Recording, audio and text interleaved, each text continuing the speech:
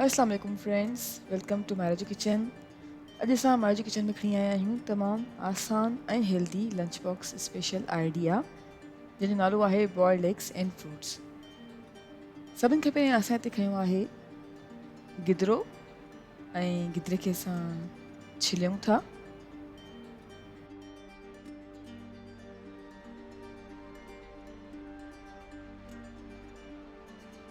गिदरे खे असां छिलियो आहे ऐं छिलण खां पोइ विच मां कट ॾेई ऐं चमचे जी मदद सां विच कढी छॾियूं था। असां चमचे जी मदद सां गिदरे जा विच कढी छॾिया आहिनि ऐं हाणे गिदरे खे नंढनि नंढनि पीसिस में कटे छॾियो आहे।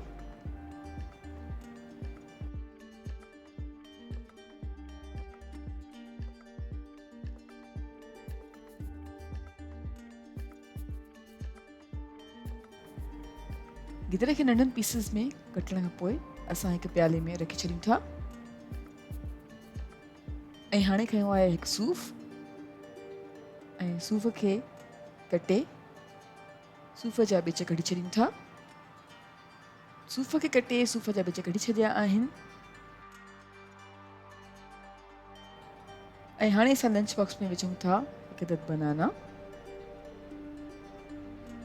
कुझु गिदरे जा पीसिस विझूं था,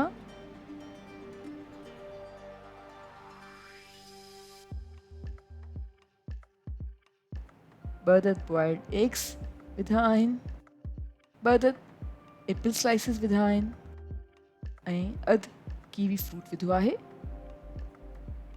ऐं तव्हांजे ॿारनि जे लाइ तमामु हेल्दी ऐं मज़ेदार लंच बॉक्स बिल्कुलु रेडी आहे।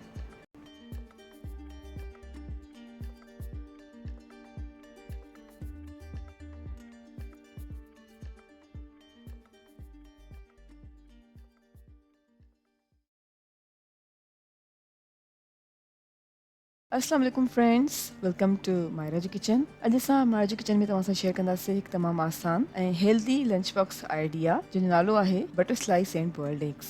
सभिनि खां पहिरियों असां हिते खयो आहे हिकु अदद ब्रेड स्लाइस ऐं ब्रेड स्लाइस ते अप्लाई कंदासीं मखण तक़रीबन 1 टेबल स्पून। मखण खे छुरी जी मदद सां चङी तरह सां ब्रेड स्लाइस ते फैलायूं था ऐं हाणे ॿिन्ही हथनि जी मदद सां ब्रेड स्लाइस खे फोल्ड करे सैंडविच जी शक्ल ॾेई छॾियूं था। असांजो बटर सैंडविच तयारु आहे। बटर सैंडविच खे असां प्लेस कयूं था लंच बॉक्स में ऐं गॾु ई असां रखूं था बॉइल्ड एग्स ऐं हिन जे कॉम्बिनेशन में तव्हां ॾेई सघो था पंहिंजे ॿारनि खे कुझु फ्रूट्स जीअं त एप्पल स्लाइसिस ऐं खजूर। उमेद कयूं था तव्हांखे असांजो अॼु जो लंच बॉक्स आइडिया ज़रूरु पसंदि आयो हूंदो। Thank you so much for watching. असांजी वीडियो खे लाइक कयो ऐं असांजे चैनल खे सब्सक्राइब ज़रूरु कजो। तव्हां सां इंशाल्लाह मिलंदासीं हिकु ॿी वीडियो में। तेसिताईं अल्लाह हाफ़िज़।